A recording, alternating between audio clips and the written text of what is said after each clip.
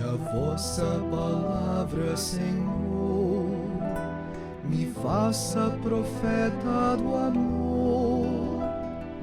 Dai-me a sagrada unção e a ousadia do coração para anunciar o Evangelho de Deus, palavra da salvação. As bem-aventuranças, um sentido pleno para a vida.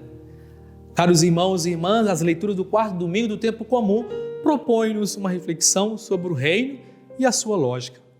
Mostra que o projeto de Deus, o projeto do reino, roda em sentido contrário à lógica do mundo.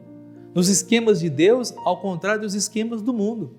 São os pobres, os humildes, os que aceitaram o despisse do egoísmo, do orgulho, dos próprios interesses, que são verdadeiramente felizes, bem-aventurados.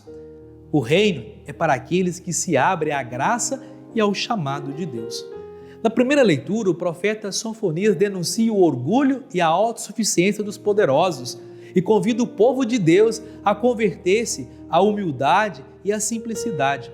Os pobres são aqueles que se entregam nas mãos de Deus com humildade e confiança, que acolhem com amor as suas propostas e que são justos e solidários com os irmãos e irmãs. Na segunda leitura da carta de São Paulo aos Coríntios, Paulo denuncia a atitude daqueles que colocam a sua esperança e a sua segurança em pessoas ou em esquemas humanos e que assumem atitudes de orgulho, de autossuficiência e convida os fiéis a encontrar em Cristo crucificado a verdadeira sabedoria que conduz à salvação, à vida na graça e à vida plena. O Evangelho de Mateus apresenta a magna carta do reino. Proclama bem-aventurados os pobres, os mansos, os que choram, os que procuram cumprir fielmente a vontade de Deus, porque já vive na lógica do reino e recomenda aos fiéis a misericórdia, a sinceridade de coração, a luta pela paz, a perseverança diante das perseguições. Essas são as atitudes que correspondem ao compromisso pelo reino dos céus. Queridos e amados irmãos e irmãs, as bem-aventuranças devem ser entendidas no contexto da pregação sobre o reino. Jesus proclama bem-aventurados aqueles que estão numa situação de debilidade, de pobreza, de simplicidade, porque Deus propõe instaurar o reino e a situação desses pobres vai mudar radicalmente. Além disso, são bem-aventurados porque na sua fragilidade, debilidade e dependência estão de espírito aberto e coração disponível para acolher a proposta de salvação e libertação que Deus lhe oferece em Jesus Cristo, nosso Senhor. Os pobres em espírito são aqueles que aceitam renunciar livremente aos bens, ao próprio orgulho e autossuficiência para se colocarem incondicionalmente nas mãos de Deus, para sentirem os irmãos e partilharem tudo com eles.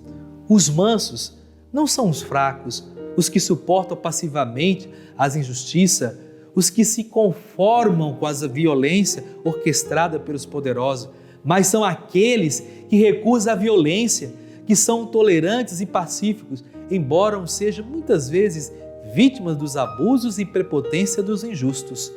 A sua atitude pacífica é tolerante, torná-los membros de pleno direito do reino. Os que choram são aqueles que vivem na aflição, na dor, no sofrimento provocado pela injustiça, pela miséria, pelo egoísmo. A chegada do reino vai fazer com que a sua triste situação se mude em consolação e muita alegria.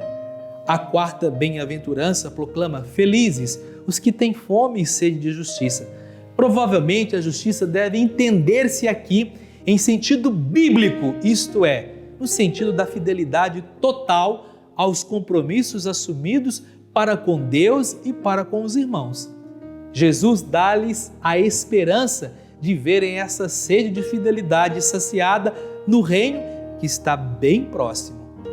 O segundo grupo de bem-aventurança, do versículo 7 ao versículo 11, está mais orientado para definir o comportamento cristão. Enquanto o primeiro grupo se constata situações Neste segundo grupo, propõe-se atitudes que os discípulos devem assumir na sua vida. Os misericordiosos são que têm um coração capaz de compadecer-se, de amar sem limites, que se deixam tocar pelos sofrimentos e alegrias dos outros homens e mulheres, que são capazes de ir ao encontro dos irmãos, estender-lhes as mãos, mesmo quando eles falharam. Os puros de coração são aqueles que têm um coração honesto e leal, que não pactua com a duplicidade e o engano. Os que se constroem a paz são aqueles que recusam a aceitar que a violência e a lei do mais forte rejam as relações humanas. E são aqueles que procuram ser, às vezes, com o risco da própria vida, instrumentos de reconciliação entre os homens e mulheres. Os que são perseguidos por causa da justiça são aqueles que lutam pela instauração do reino. Os que são humilhados, agredidos, marginalizados por parte daqueles que praticam a injustiça, que constroem a morte. Jesus garante-lhes: o mal não vos poderá vencer, e no final do caminho espera-vos o triunfo, a vida plena. Na última bem-aventurança, no versículo 11, o evangelista convida-nos a resistir ao sofrimento e à adversidade. Essa última exortação é, na prática, uma explicação concreta da oitava bem-aventurança. Contudo, as bem-aventuranças deixam uma mensagem de esperança e de alento para os pobres, humildes e necessitados.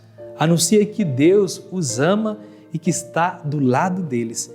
Confirma que a libertação chegou e que a sua situação vai mudar. Assegura que eles vivem já na dinâmica desse reino, o reino dos céus, onde vão encontrar a felicidade, a paz e a vida plena. Por isso convido a todos a compartilhar esta homilia com seus amigos e amigas nas redes sociais. Vamos juntos experimentar o amor de Deus, sermos bem-aventurados e assim evangelizar. Inscreva-se em nossas redes sociais, ative o sininho de notificações, comente e compartilhe. Sejamos homens e mulheres do bem, homens e mulheres bem-aventurados, comprometidos com o Evangelho de nosso Senhor Jesus Cristo. E que Deus nos proteja, abençoe sempre. Ele que é Pai, Filho e Espírito Santo. Amém.